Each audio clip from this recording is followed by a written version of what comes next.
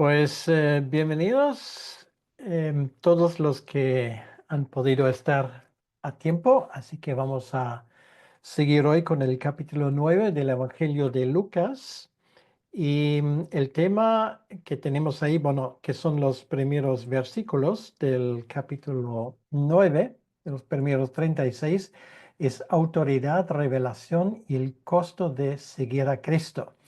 Así que va a ser un tema de nuevo muy interesante, pero antes de que yo les dé más detalles, vamos a tomarnos un tiempo para orar. Señor, gracias te damos por este tiempo, por de nuevo poder em, empaparnos de tu palabra y ayúdanos, Señor, a poder seguir bien esa línea de Lucas que Él nos traza para entender tu ministerio. Ayúdanos, Señor, a poder seguir esos versículos y tener un entendimiento correcto. Te pido por todas las personas que aún están a punto de ingresar en el programa, que tú les bendigas y que les cuiden mucho. Te lo pedimos, Señor, en tu nombre. Amén.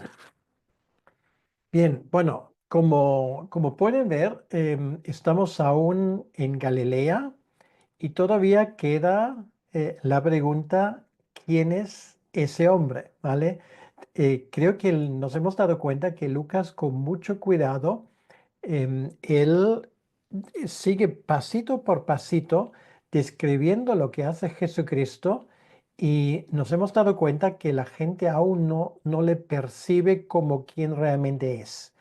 Ni siquiera los discípulos hasta ese momento, ¿vale? Porque tenían sus dudas. ¿Se acuerdan que cuando Jesús calmó la tempestad, ellos se preguntaron, bueno, ¿quién es este que hace ese tipo de cosas? ¿Vale? Entonces, vamos a llegar a un punto culminante hoy, que es precisamente lo que se llama la glorificación de Jesucristo.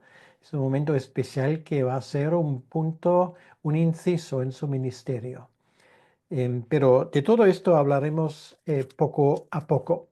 Entonces, como siempre, trato de buscar un versículo clave, y tal vez es precisamente la respuesta del Padre a esa pregunta, ¿quién es Jesús? Que nos da la solución.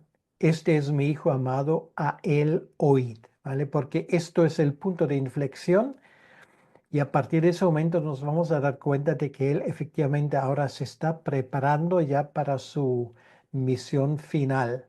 Y esto es obviamente su muerte en la cruz. Una vez más, el contexto del capítulo, vamos a mirar algunos de las regiones alrededor de este lago, que es el mar de Galilea.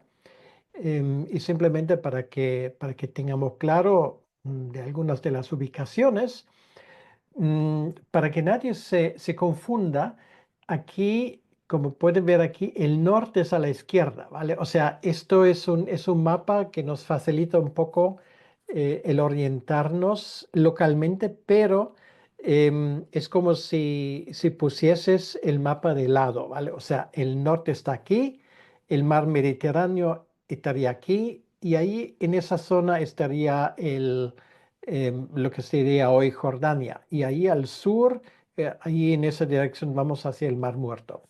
Entonces, bueno, tenemos la ciudad bueno, aquí se llama Magadán o Magdala, que es una de las ciudades que se menciona en los evangelios.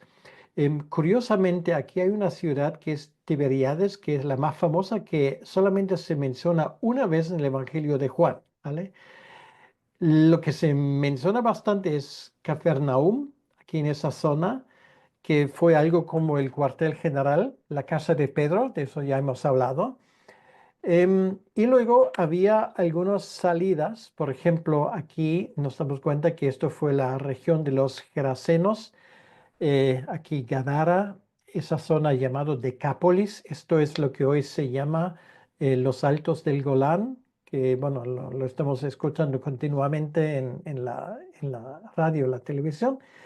Y bueno, esto sería esa zona donde hoy nos vamos a ubicar precisamente para em, cuando Jesús da comida a las 5.000 personas. Entonces, ubicación es Galilea y sus regiones cercanas, y el tema clave del cual seguimos hablando es el tema de la autoridad em, que Jesús luego da a sus apóstoles, no solamente la autoridad que él tiene, sino ahora vamos a ver cómo él delega esa autoridad a sus apóstoles, a sus enviados. Em, y vamos a hablar un poco de lo que eso implica, y luego lo que Jesús dice en cuanto al discipulado, un tema obviamente muy importante. Y podríamos decir, la relación con el capítulo anterior es que Jesús sigue revelando su auténtica naturaleza. Y también ahora vamos a escuchar por primera vez que Jesús está preparando sus discípulos para lo que iba a venir, ¿vale? Si les ha costado aceptar y ver que Él es Dios, que es el Hijo de Dios, más le va a costar ahora aceptar que este Hijo de Dios tiene que morir, ¿vale? Esas dos cosas que para nosotros son tan fundamentales y tan fáciles, para los discípulos eran bien difíciles de entender. Entonces, bueno, vamos poco a poco, y primero vamos a leer en los primeros dos versículos donde Jesús envía a los 12. Dice así: habiendo reunido a sus 12 discípulos, les dio poder y autoridad sobre todos los demonios y para sanar enfermedades, y los envió a predicar el reino de Dios y a sanar a los enfermos. Entonces, esto es muy importante. De la misma manera como Él es el Mesías y tiene em, ciertas, mm, vamos a decirlo, credenciales que dan fe de su autenticidad. Por ejemplo, eso de sanar, de expulsar demonios, esas cosas que se mencionan en perdón, en Isaías capítulo 60, él ahora delega esto en sus apóstoles. ¿Vale? Esto es muy importante, es una misión específica para los 12. Y una vez más, aquí estamos hablando de un poderío no para cualquier cristiano hoy en día, ¿vale? Esto hay muchas veces hay gente que infelizmente generaliza esto y dice, bueno, esto es lo que ahora está a disposición de todo el mundo. Pues no. No en ese sentido, ¿vale? Lo cual no quiere decir que cuando a Dios le plazca, Él puede usar creyentes individuales para obrar algún milagro. Esto sigue habiendo porque Dios sigue siendo Dios, pero no en un sentido generalizado, ¿vale? Es una misión específica, especial para los 12, para a su vez tener esos credenciales de que cuando predican el Evangelio, como dice el reino de Dios en el versículo 2, para que la gente vea, ajá, esa gente está relacionada con el Mesías, ¿vale? Esto es la idea que hay detrás. Entonces, la idea en ese sentido, está claro, es predicar el reino de Dios y sanar. Y eso de sanar, no porque ahora ha llegado el momento de erradicar la enfermedad sobre la faz de la tierra.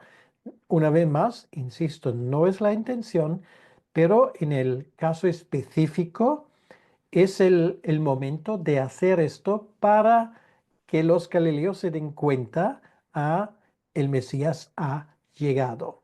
Está entre nosotros, y además Jesús aquí multiplica su propio ministerio por 12, ¿vale? O sea, obviamente una de las limitaciones de Jesucristo según la carne es que solamente podía estar en un sitio a la vez, obviamente. Em, Ahora, él puede estar ahora por lo menos en 13 sitios a la vez, ¿vale? Contando a él mismo. Y no es una forma de decir, ¿vale? Pues ya vamos a cubrir, vamos a saciar toda esa zona em, con ese conocimiento. Por lo tanto, esa misión de los 12 requiere dependencia de Cristo, no recursos propios, ¿vale? Y esta es la razón por la cual Él les da, digamos, ciertas ciertas órdenes que a primera vista, parecen un poco interesante, ¿no? Para decirlo de alguna manera. Vamos a ver lo que dice en el 3 al 5. Bueno, lo digo ya de antemano, de la misma manera como el ministerio de los apóstoles no se puede generalizar, que esto se aplique a todo y cada uno de los que están hoy en día viviendo como discípulos de Cristo. Tampoco las instrucciones específicas se pueden aplicar a nosotros hoy en día de una forma absoluta, ¿vale? Esto fue para ese momento y la idea es, ahora, esa predicación del reino no depende de recursos humanos, ¿vale? Por lo tanto, Jesús les manda prácticamente con lo opuesto. Entonces dice allí, versículo 3, y los dijo, no toméis nada para el camino, ni bordón, ni alforja, ni pan, ni dinero, ni lleváis dos túnicas. Por cierto, para aquellos que ahora se están preparando para ir a Costa Rica, ¿vale? Es que nos damos cuenta de que si esto lo tomas literalmente, claro, es que viajas muy ligero, pero creo que sería poco conveniente. Creo que estamos de acuerdo con esto. Em, Obviamente la misión no es lo mismo, pero también hoy cuando, por ejemplo, vamos a una misión específica para predicar el Evangelio, obviamente si tomamos esto a pie de la letra, vamos a tener un problema, ¿vale? Porque no está previsto para ese tipo de cosas, pero está previsto para ese contexto inmediato. Ni bordón, ni alforja, ni pan, ni dinero, ni lleváis dos túnicas, y en cualquier casa donde entréis, quedad allí y de allí salid.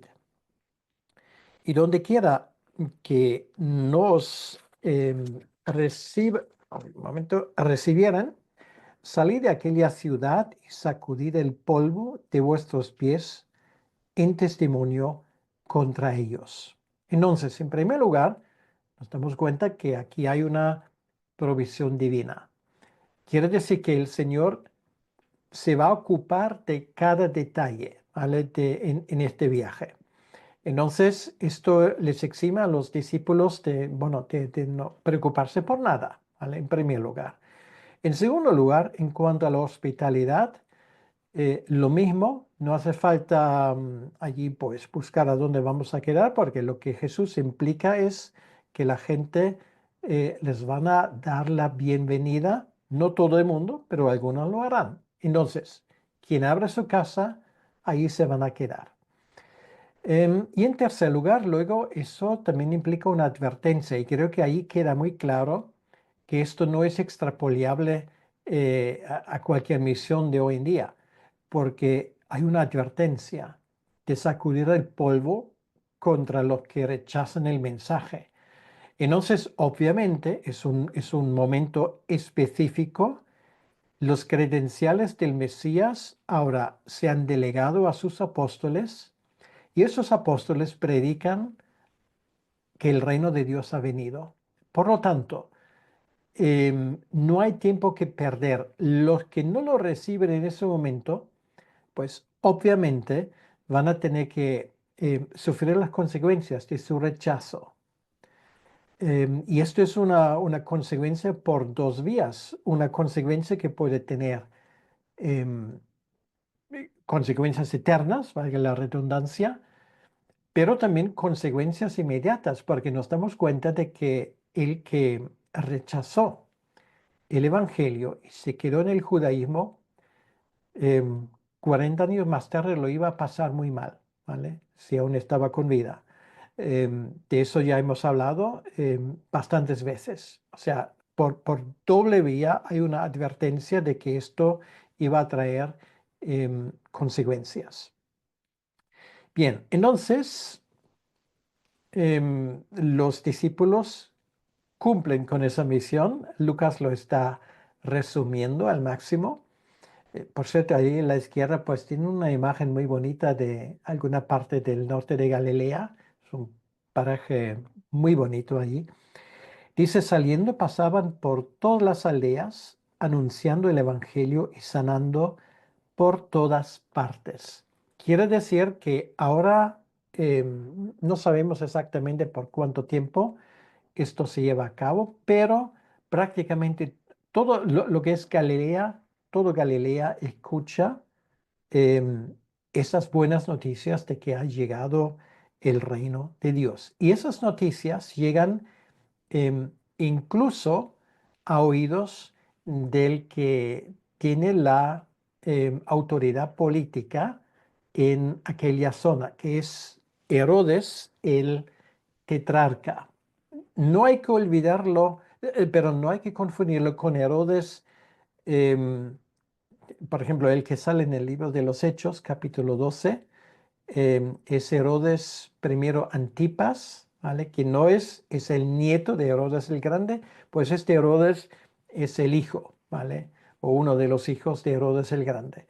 Entonces llega a sus oídos porque este Herodes es nominalmente, claro, bajo la autoridad romana, pero nominalmente él administra esa zona. Galilea era su jurisdicción, para decirlo así. Y la reacción de ese hombre es bastante curioso. Vamos a escuchar lo que dice a partir del versículo 7. Dice Herodes el tetrarca. Bueno, tetrarca quiere decir tetra en griego significa cuatro y arqué significa poder. O sea, él tenía el poder sobre cuatro territorios. Bueno, ¿cuáles eran esos territorios? Ahora no nos interesa, pero de ahí viene su título. El tetrarca oyó de todas las cosas que hacía Jesús. Lo cual es interesante, ¿no? Porque nos hemos dado cuenta que en el capítulo 8 dice, en el versículo 3, Juana, mujer de Chuza, intendente de Herodes, ¿vale? Es este Herodes, ¿ok? Entonces nos damos cuenta que obviamente había un canal, digamos, un flujo de información entre lo que Jesús predicó y las cosas que pasaron allí y Herodes mismo, porque Herodes obviamente se entera de esas cosas. Y esto quiere decir que es una cosa muy interesante, que ese hombre tenía un interés, ¿vale? Es algo muy interesante que vemos con este hombre que por un lado está interesado en lo que está pasando, por otro lado, no lo toma en serio, ¿vale? Es casi como una forma em, de síndrome de borderline que sufre ese hombre, que hay prácticamente esas dos reacciones dentro de su propio carácter.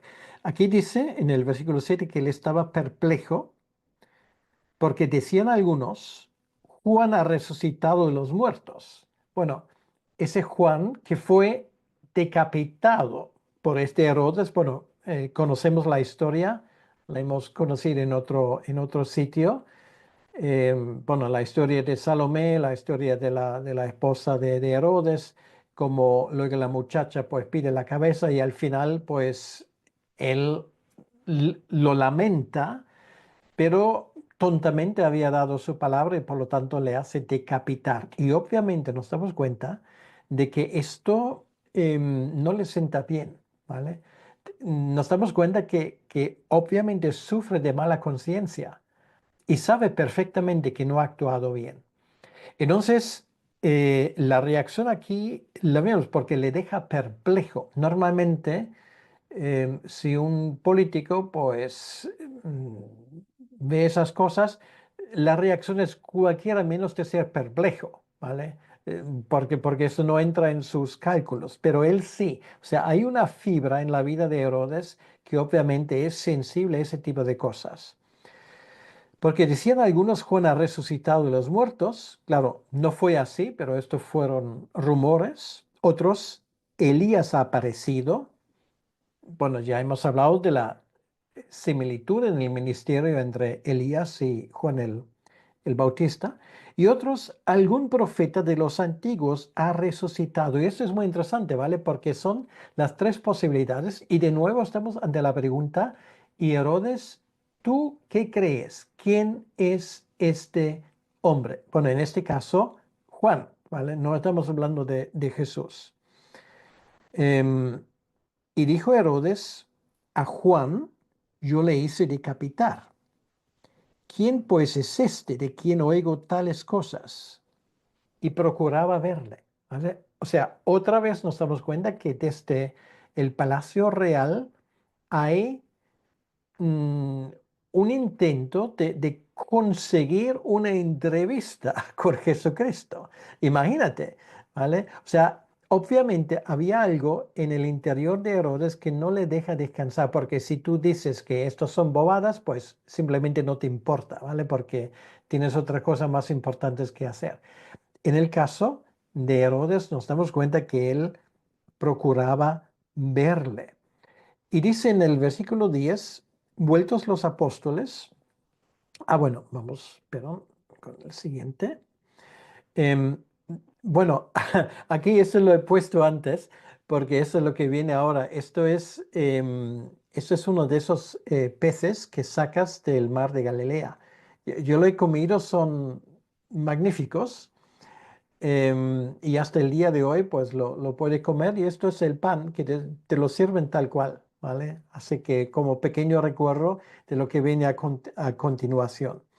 Entonces, bueno, de Herodes, bueno, de Herodes pasamos ahora a la siguiente historia. Y bueno, de Herodes vamos a hablar un poco más adelante, que es la siguiente historia. Y ahora simplemente vamos a ir atrás porque me gustaría que lo viesen otra vez en el mapa. ¿Vale? Esto es la zona de Galilea. Y es esa zona, ¿vale? Probablemente aquí donde está el número 5 en esa llanura, donde Jesús luego da de comer a esa gente. Entonces los discípulos vuelven de su misión.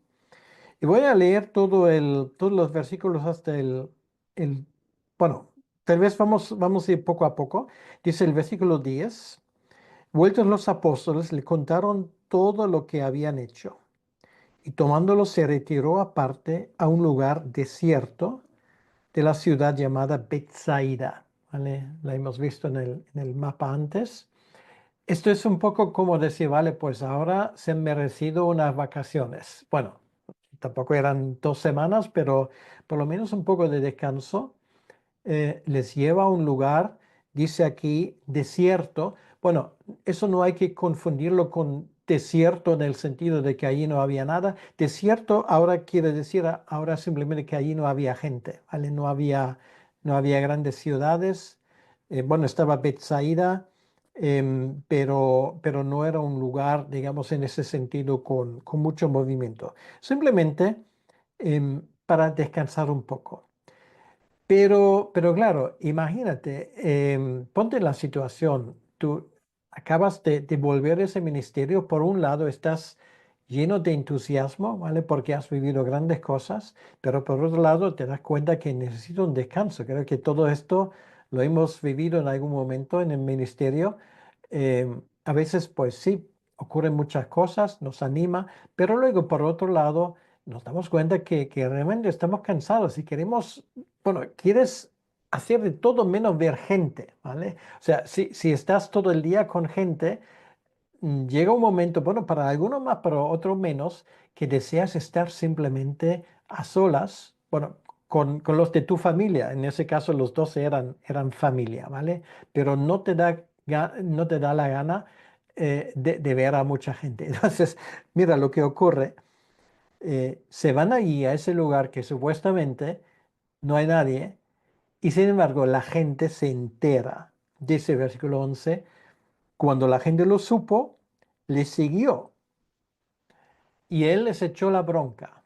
No, dice, él los recibió. Quiere decir que Jesús no tenía horas de despacho, ¿vale? Esto es la primera cosa que nos llama la atención y acostumbró a sus discípulos de tampoco tenerlos. Quiere decir, todo el mundo que quería venir estaba bienvenido. La gente le buscan. Esto era su intención. ¿Y qué hace Jesús? Les hablaba del reino de Dios. Esto era lo que los 12 habían hecho durante todo ese tiempo y sanaba a los que necesitaban ser curados. ¿Vale? Otra vez, los credenciales no solamente hablaba, sino les dio la prueba, para decirlo así, de que Él tiene la autoridad de hacer esto. Y esto, claro, llama la atención. ¿Por qué? Bueno, porque había muchos rabinos en aquel entonces, pero los rabinos no solían sanar. ¿Vale? Lo cual establece la diferencia que Él es el Mesías. Allí está la diferencia. Entonces, bueno, mientras que él sigue enseñando y bueno, ¿cómo hay que imaginarse esa enseñanza? Pues un poco lo que vamos a escuchar en Sarapiquí. Pues esos 3 capítulos que nos tiene Mateo, donde con todo lujo de detalles escuchamos cómo es el tema del reino de Dios, ¿vale? Esto es lo que Jesús les enseñó. Entonces, bueno, ya prepárense para esto, porque esto va a ser el tema. Entonces, em, el día pasó, ¿vale? El sol se pone, y esto en esas latitudes va bastante rápido. Y claro, los dos entran en modo de pánico y dices, bueno, Señor, por favor, manda a esa gente a casa. No te das cuenta que ya hablas demasiado, ¿eh? Eh, pues tienes que llegar al final, por favor, porque esa gente tiene que volver, porque algunos han llegado de lejos y se nos van a desmayar en el camino. Em, y mira, la respuesta de Jesús es muy interesante. En el versículo 13, Él les dijo, dadle vosotros de comer. Entonces, imagínate, aquí estamos hablando, Lucas dice 5.000 hombres y la palabra que sale en el original griego es de hombres masculinos, o sea, no hombres en un sentido genérico, incluyendo mujeres y niños. 5.000 hombres, más mujeres, más niños. Entonces, incluso tirando por lo bajo, alegremente podemos pensar que aquí fácilmente había 8, 9, 10.000 personas juntos, ¿vale?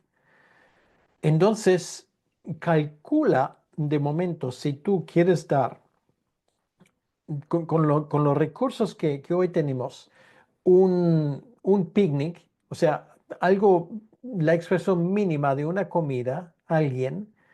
em, y vamos a suponer, bueno, voy a poner una cifra vamos a suponer que esto nos cuesta por cabeza $5. Y bueno, $5 se gastan en nada, ¿vale? Pero vamos a suponer que son $5.000.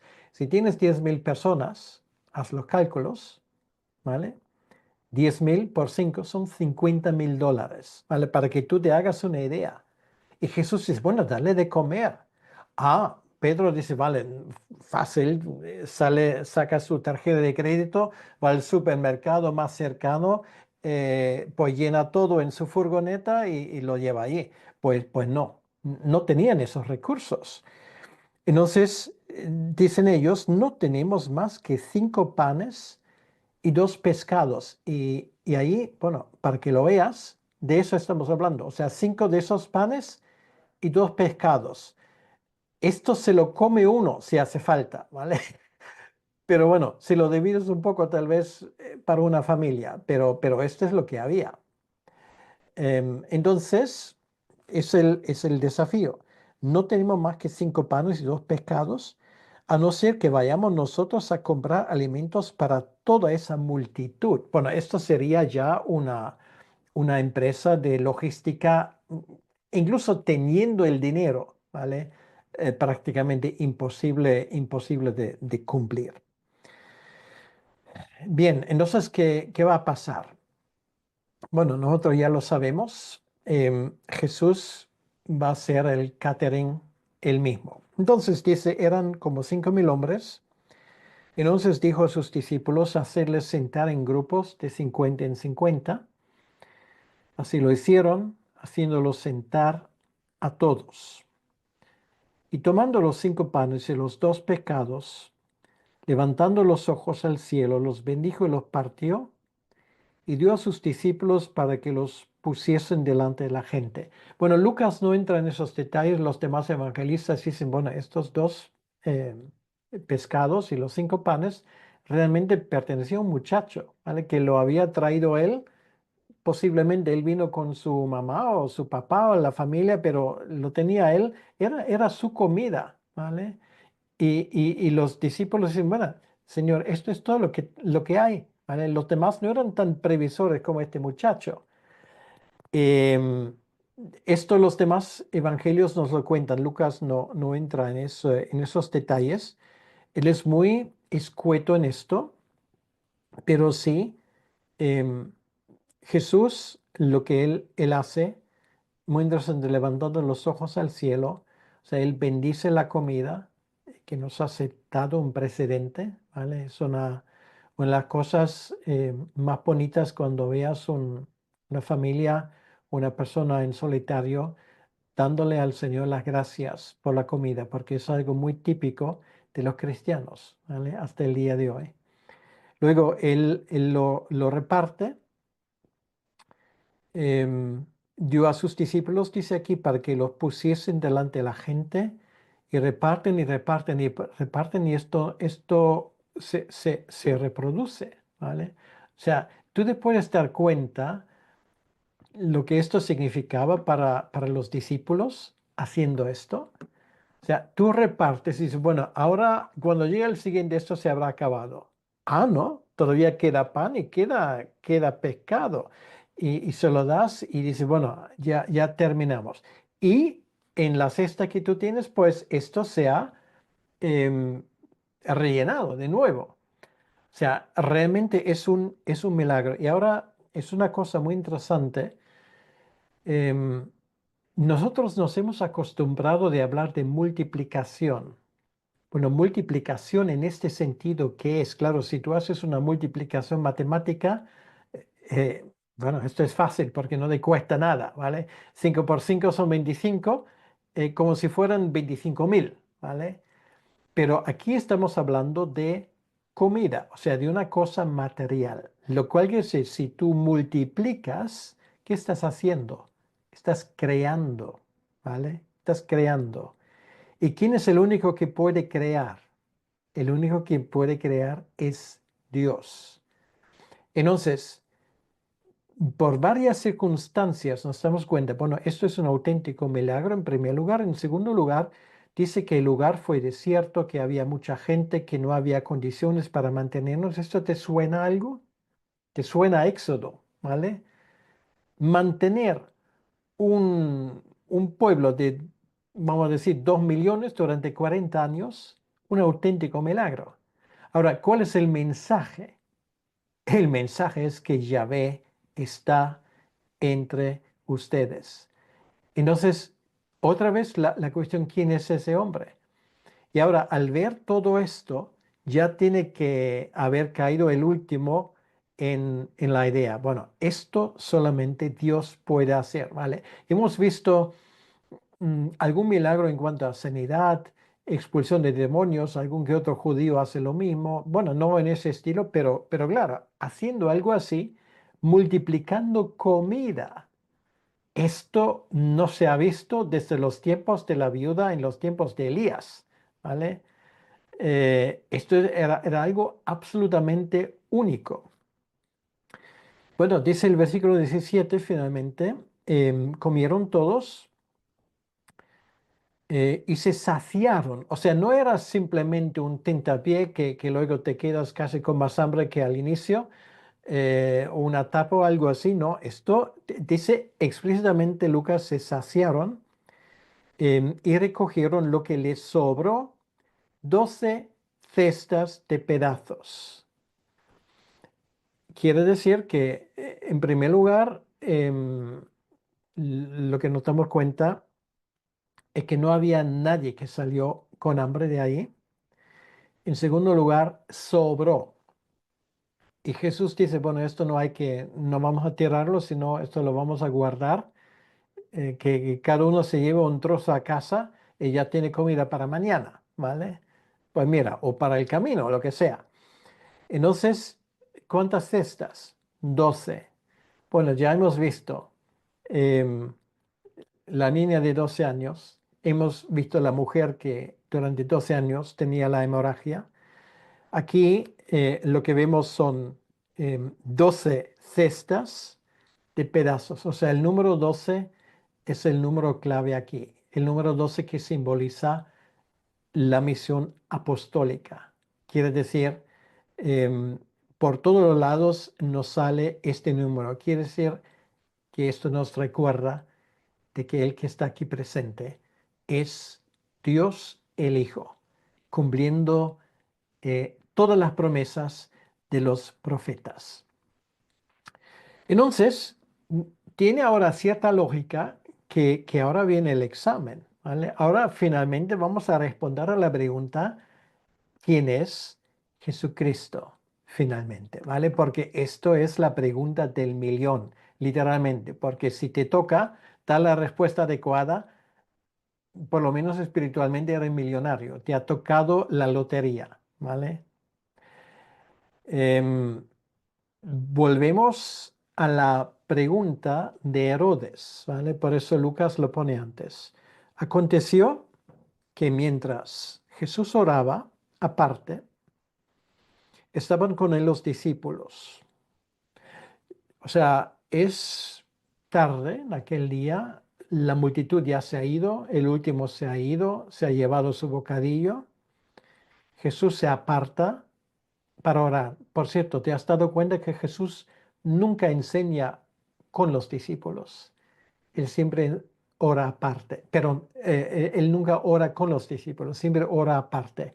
Él les enseña a orar, pero él nunca está con ellos cuando oran. O sea, él se aparta. Em, los discípulos tal vez todavía están repasando em, los acontecimientos del día.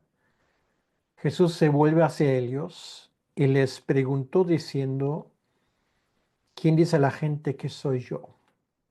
¿Vale? Precisamente eh, la inquietud de Herodes. Y ellos responden de la misma manera. Ellos respondieron, unos Juan el Bautista, otros Elías y otros que algún profeta de los antiguos ha resucitado. Ahora fíjate en lo que viene ahora. Él les dijo, ¿y vosotros? ¿Quién decís que soy? ¿No te recuerda eso de algo? Por ejemplo, hoy en día tú tienes a mucha gente que cada uno tiene su opinión sobre Jesucristo.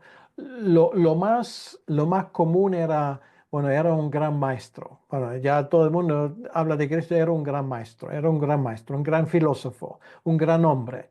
Eh, Algunos dicen era pues el mejor político que jamás hemos tenido. Bueno, aparte de que nunca quiso serlo, pero bueno, esas son opiniones de la gente. Cada uno puede opinar porque es gratuito. Pero Jesús dice, y ahora, ¿tú qué opinas? ¿Quién soy? ¿Vale? Porque esto es la pregunta.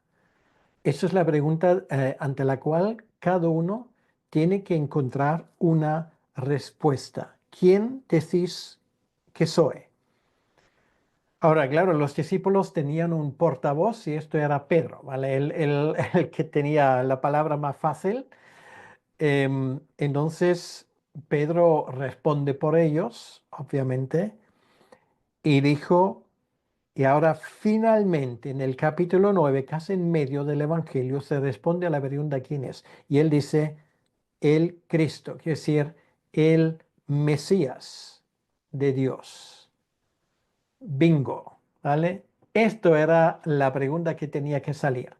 Entonces, efectivamente, ellos habían entendido, por lo menos teóricamente. Ahora, ellos han entendido, bueno, quien hace esto solamente puede ser el Hijo de Dios, el Mesías de Dios.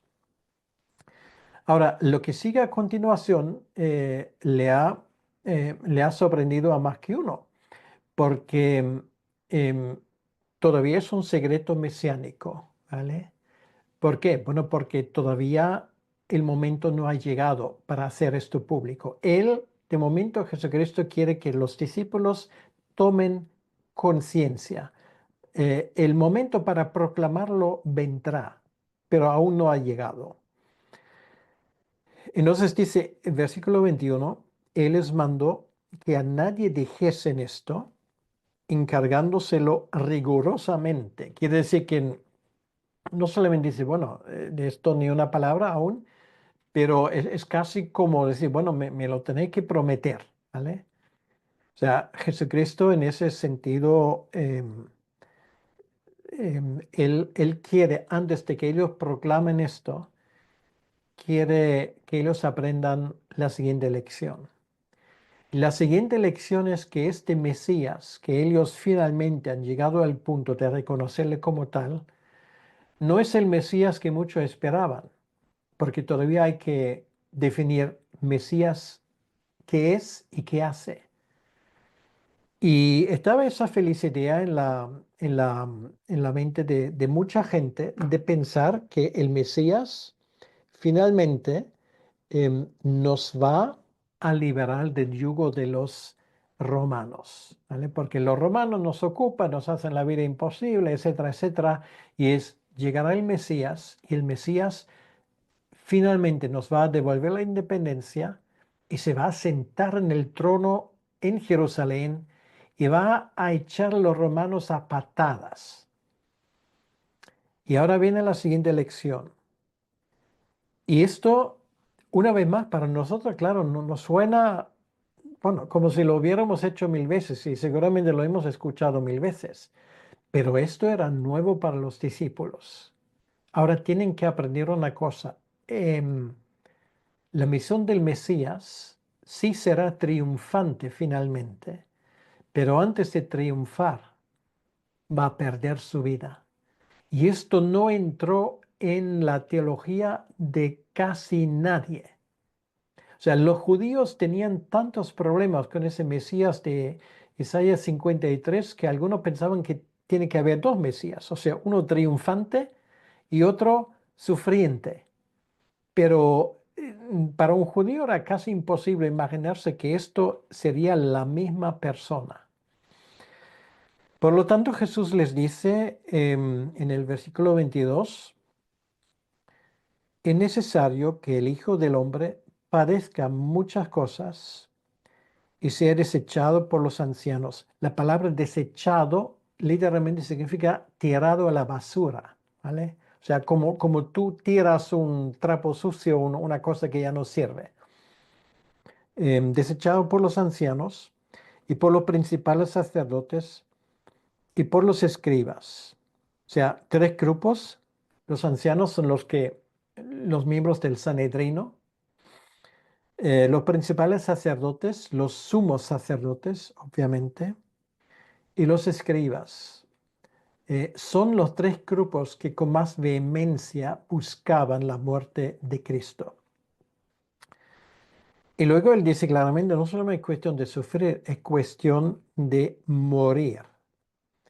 Y luego añade otra cosa, y resucite al tercer día. Bueno, esto era mucha información y te puedo asegurar una cosa, esto a los discípulos les entraba por ahí y les salió por ahí, ¿vale? Todo esto era tan nuevo, tan radical, tan más allá de cualquier cosa y enseñanza que habían recibido, que no se daban cuenta de lo que esto implicaba. Em, y Jesús lo aprovecha ahora para también enseñarles algo sobre el costo del discipulado, ¿vale? Si alguien había pensado de que nosotros ahora estamos con el Mesías y cuando Él sea rey, nosotros seremos sus ministros, ¿vale? ¿Te acuerdas que ya casi rifaban quién iba a sentarse a la derecha, a la izquierda del gabinete futuro de presidencia? Y Jesús dijo, no hay que repartir la piel del oso antes de cazarlo, ¿vale? Porque todavía no hemos llegado a esto. Y les dice, si alguien quiere venir en pos de mí, niéguese a sí mismo, tome su cruz cada día. Bueno, una vez más, tú escuchas, tome su cruz cada día. Claro, la cruz para nosotros hoy no tiene el mismo significado que para aquel entonces. La cruz incluso se ha podido convertir en em, en un objeto, digamos, de oro o de plata, ¿vale? Que podemos llevar como colgante. Yo personalmente no tengo ningún problema con esto, ¿vale? Em, eh, pero en aquel entonces la palabra cruz tiene otro significado. Es como decir, bueno, si tú quieres seguir a Jesucristo, será mejor que ya te lleves la soga con la cual te van a ahorcar. ¿Qué te parece esto? No es un reclamo que la gente se va a alistar y apuntar, digamos, con mucho entusiasmo. Niegues a sí mismo, tome su cruz cada día y sígame. O sea, él ya les traza el camino. Dice, bueno, y ese camino es que 11 de las 12 personas a las cuales él habla iban a perder su vida prematuramente, iban a ser martirizados. El único que no sería Juan. Porque dice luego, todo el que quiera salvar su vida la perderá. Y todo el que pierda su vida por causa de mí, éste la salvará. Esto ha sido la esperanza de tanta gente que a lo largo de la historia han perdido su vida por causa del Evangelio. Y son muchísimos. También quiero decir que no es aquel necio que da lo que no puede retener para recibir lo que jamás puede perder. Esto fueron las palabras de Jim Elliot, uno de los misioneros más famosos, que en el año 1956 fue matado juntamente con otros 3 compañeros en la jungla de Ecuador. Em, Matado por una tribu que se llaman los Aucas, que ahora han cambiado el nombre y no solamente han cambiado el nombre, han cambiado también de señor porque ahora la mayoría de esa tribu son cristianos. Entonces, el sacrificio ha valido la pena y así se ha ganado a mucha gente a lo largo de 20 siglos de historia misionera. Por lo tanto, es lo importante. Todo lo que tú puedas perder en esta vida no es nada en comparación con lo que ya has ganado. Y esto es fidedigno y vale la pena tomarlo en cuenta. Y Jesús hace ese desafío, pues que aprovecha el hombre si gana todo el mundo y se destruye, se pierde a sí mismo, porque el que se avergonzara de mí y de mis palabras, de éste se avergonzará el Hijo del Hombre cuando venga en su gloria y en la del Padre y de los santos ángeles. Pues os digo en verdad que hay algunos de los que están aquí que no gustarán la muerte hasta que vean el reino de Dios. Y esto obviamente es una panorámica profética de lo que iba a pasar en los próximos 40 años. Finalmente, todo esto se iba a cumplir.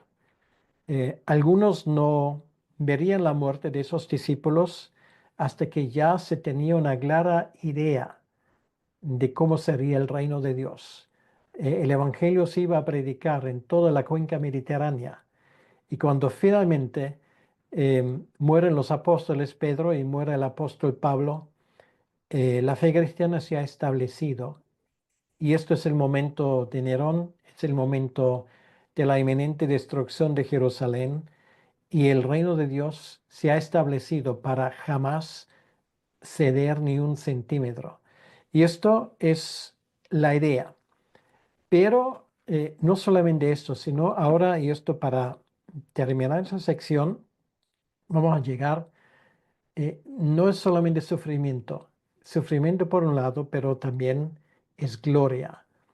Em, y esto ocurre en esa zona de Cesarea Filipi, esto es al norte del mar de Galilea, Las montañas que vemos ahí, esto, por cierto, donde está el círculo, estos son las fuentes del río Jordán, ¿vale? Ahí sale. Es una zona bellísima con agua cristalinas. Esto allí ya es la frontera con el Líbano, ¿vale? Ahí no puede cruzar. Desde ahí abajo, pues ya ves la verja. Y esto allí atrás, esos son los montes del Golán, ¿vale? Casi siempre cubierto de nieve. Es la zona que en aquel entonces era muy al norte de Israel y es esa zona donde ahora los discípulos iban a vivir un momento muy especial en su vida, la transfiguración. Entonces, dice el versículo 28, aconteció como 8 días después de estas palabras, que tomó a Pedro, a Juan y a Jacobo. Nos damos cuenta del círculo interior, ¿vale? No todo el mundo va con él, pero van los tres con él. Subió al monte a orar. Bueno, posiblemente uno de esos montes que vemos ahí, no estamos del todo seguros. Y entre tanto que oraba, la apariencia de su rostro se hizo otra, y su vestido blanco y resplandeciente. Y aquí dos varones que hablaban con él, los cuales eran Moisés y Elías, representan a la ley y los profetas, ¿vale? Moisés como el dador de la ley, Elías como el representante de los profetas. O sea, quiere decir, una vez más nos damos cuenta que el Antiguo Testamento indica hacia Jesucristo, quienes aparecieron rodeados de gloria. Por cierto, es curioso que aquí, bueno, se le reconoce a Moisés, se le reconoce a Elías. Una vez más, la vieja pregunta, ¿nos vamos a reconocer? Pues ahí tienen la prueba. Claro que nos vamos a reconocer, no hay duda. Y además ellos están conversando, porque a veces, en este caso, nos damos cuenta de que ellos siguen teniendo una vida allí en la gloria. Y ahí, por un momento, en la soberanía de Dios, pues esa partición entre lo visible y lo invisible se hace transparente. Muy interesante, ¿de qué hablarían? Lucas es el único que nos lo cuenta. Eso no lo encuentras en ninguno de los otros evangelios. Quienes aparecieron, versículo 31, rodeados de gloria y hablaban de su partida. Quiere decir, hablaban de su muerte. Esto era su tema, ¿vale? Y ahora te das cuenta que a partir de ese momento, después de esa confesión gloriosa de Pedro, después de vivir esa transfiguración de Jesucristo, ahora todo da un vuelco y a partir de ese momento el rumbo será hacia el sur, camino a Jerusalén. O sea, a partir de ese momento Jesús va al destino de su misión, la muerte en la cruz. Versículo 32, y Pedro y los que estaban con él estaban rendidos de sueño. Mas permaneciendo despiertos, vieron la gloria de Jesús y a los dos varones que estaban con él. Y sucedió que apartándose ellos de él, Pedro dijo a Jesús: Maestro, bueno es para nosotros que estemos aquí y hagamos tres enramadas, una para ti, una para Moisés y una para Elías. Claro, podríamos decir deliraba, ¿vale? O sea, Lucas lo añade, no sabiendo lo que decía. O sea, podríamos decir, decía bobadas. O sea, ¿qué sentido tenía esto? ¿Vale? O sea, si tú estás en la gloria, no necesitas una enramada aquí en la tierra. O sea, quiere decir que para Pedro esto va más allá de su comprensión. O sea, él ya no sabe si está despierto, si esto ya es realidad o si no es realidad y no puede captar la realidad de ese momento. Y dice el versículo 34, mientras que él decía esto, vino una nube y los cubrió y tuvieron temor al entrar en la nube. Em, y vino una voz desde la nube que decía, y esto es el punto central, este es mi Hijo amado, a él oíd. Y cuando cesó la voz, Jesús fue hallado solo, y ellos callaron, y por aquellos días no dijeron nada a nadie de lo que habían visto. Entonces, esto debe de haber hecho un impacto tremendo en ellos, asombro, silencio y reflexión. Y lo que nos llama la atención es que Pedro se acuerda de esto, se iba a acordar de este acontecimiento a lo largo de toda su vida. Porque mira, te voy a leer lo que él escribe en su segunda carta. Em, a ver, ¿dónde lo tenemos? Segunda de Pedro, capítulo 1, cuando él habla de la certeza de lo vivido, dice, porque no os hemos dado a conocer, según de Pedro 1:16, el poder de la venida de nuestro Señor Jesucristo, siguiendo fábulas artificiosas, sino como habiendo visto con nuestros propios ojos su majestad, pues cuando él recibió de Dios, Padre, honra y gloria, le fue enviada desde la magnífica gloria una voz que decía, esto es mi Hijo amado, en el cual tengo complacencia. Y nosotros oímos esta voz enviada del cielo cuando estábamos con él en el monte santo. ¿Vale? Entonces, Pedro se acuerda de esto. Se iba a acordar durante toda su vida. Y bueno, esto ya cierra esa parte del Evangelio de Lucas y a partir de ese momento la dirección va rumbo al sur. A partir de ese momento el resto es preparación para la muerte en la cruz. Y espero que esto nos ayude un poco a ver la estructura de este Evangelio, em, que Lucas lo construye de forma cuidadosa. Ahora sabemos oficialmente que Él es el Mesías, ¿vale? Esa pregunta que durante tantos capítulos estaba de cierta manera en el aire, ¿quién es? Ahora lo sabemos por doble vía, por testimonio del mismo y por testimonio del Padre en el cielo. Así que bueno, aquí vamos a parar por hoy y si hay alguna pregunta, pues adelante.